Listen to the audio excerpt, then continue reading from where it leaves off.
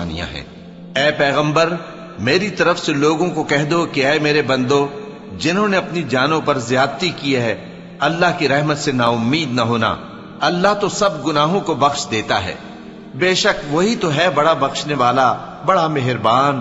اور اس سے پہلے کہ تم پر عذاب آ واقع ہو، اپنے پروردگار کی طرف رجوع کرو اور اس کے فرما بردار ہو جاؤ، ورنہ بعد میں تم کو مدد نہیں ملے گی۔ اور اس سے پہلے کہ تم پر ناگہاں عذاب آ جائے اور تم کو خبر بھی نہ ہو، اس نہایت اچھی کتاب کی جو تمہارے پروردگار کی طرف سے تمہاری جانب نازل ہوئی ہے پیروی کرو۔ ایسا نہ ہو کہ اس وقت کوئی شخص کہنے لگے کہ ہائے اس کوتاہی پر افسوس ہے جو میں نے اللہ کا حق ماننے میں کی، اور میں تو ہنسی ہی کرتا رہا۔ یا یہ کہنے لگے کہ اگر اللہ مجھ کو ہدایت دیتا تو میں بھی پرہیزگاروں میں ہوتا۔